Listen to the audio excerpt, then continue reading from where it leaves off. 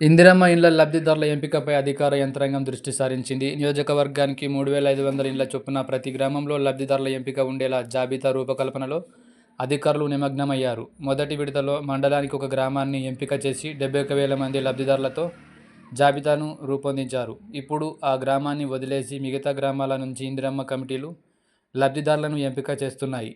సంబంధిత జాబితాలు పలు నియోజకవర్గాలలో ఎమ్మెల్యేల చేతికి వెళ్లాయి.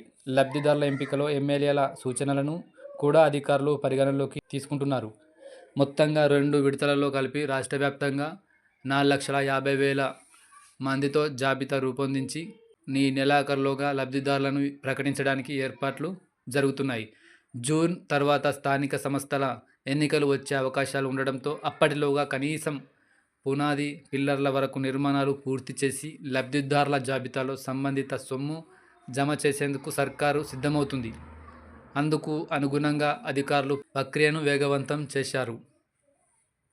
మొదటి విడతలో మండలానికి ఒక గ్రామం చొప్పున 72,000 మంది లబ్ధిదారులను గుర్తించినట్లు ప్రభుత్వం ప్రకటించింది. ఇందులో చాలామంది అనర్హులు ఉన్నట్లు ఆరోపణలు వచ్చాయి.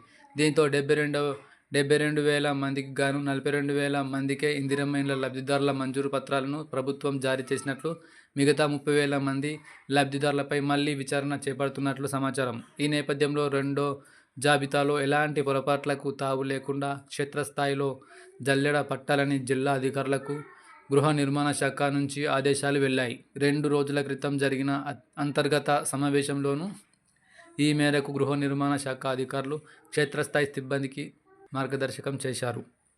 ఎస్వీ ఛానల్ను లైక్ చేయండి, షేర్ చేయండి, సబ్స్క్రైబ్ చేయండి.